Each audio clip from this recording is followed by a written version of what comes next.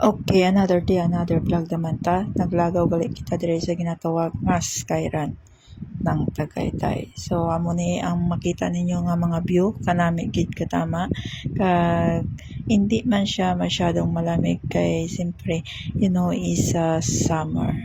So ang entrance dire gali kapag sulod namon is 100 one person. So okay.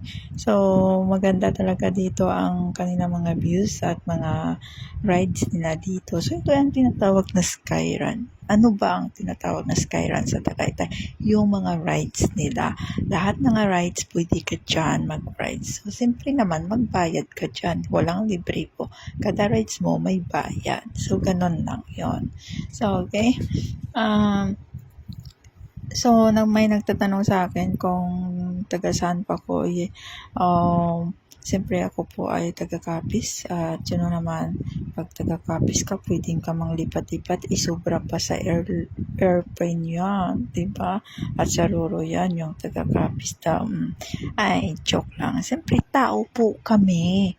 Naman. So dito, gusto ko po talaga dito mag-rides sa may horse. Kaso lang, ang init, OMG. Pero ang ganda talaga mag-rides doon sa may puting horse. Yan. So sabi ng partner ko, huwag ka na mag-rides kasi mainit. Ayan. So dito banda pala sa horse, walang nagra-rides pa kasi siyempre mainit masyado. At siguro magpunta ka dito kung mga summer sa mga ganitong buwan is dapat mga hapon na kayo pumunta, mga maybe is around 4 o'clock yan. So kung may mga bala kayong magpunta dito sa Skyran natang Tagaytay, pwede po kayong mag dyan mag rides ng hapon sa mga hapon kaya ma-enjoy nyo talaga yung paglalakad ninyo, siyempre makarelax kayo. So nagpunta po kami dito is weekdays, walang masyadong tao pag weekdays at mura lang yung entrance nila. Pero sabi ng aking partner is may season talaga sila na mahal yung entrance. 500 ang one person or 300 ang one person. O, diba? Ang swerte ko naman. So, dito, nag-picture-picture lang kami dito ng konti at saka nag-video-video ng konti kasi siyempre, kailangan ko na pong pumalik ng Cavite. After ng Cavite, go to airport na kasi pabalik na tayo sa Singapore. So, like ko po talaga magpunta ng mga places para naman medyo bata pa tayo. May napuntahan na po tayo ng mga places na magaganda. So, ganun lang talaga guys. Enjoy your young age. Kasi pag matanda ka na, hindi ka na makalakad, hindi ka na maka-enjoy. So, kailangan ngayon ay bata ka pa, kailangan mag-enjoy, mag-ipon, at mag-enjoy ng iyong sarili. Diba? Ganun lang yun. Lalo pa sa may mga pamilya na. So, dapat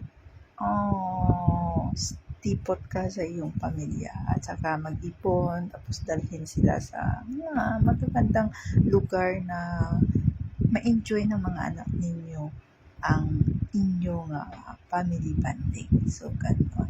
Diba? So, guys, more follow pa kag support sa akong mga video kay mag-engage lang din kita guys. So dito man sa Pihag may mga rides din sila pero hindi na po tayo nag-video doon kasi masyadong mainit doon yung lugar doon banda sa taas at nagmamadali lang ako dito. Ayan. So bibili tayo ng hotdog dyan. O, diba? So, mga 16 hours ako sa Manila. So, kailangan pabilisan lang po tayo talaga.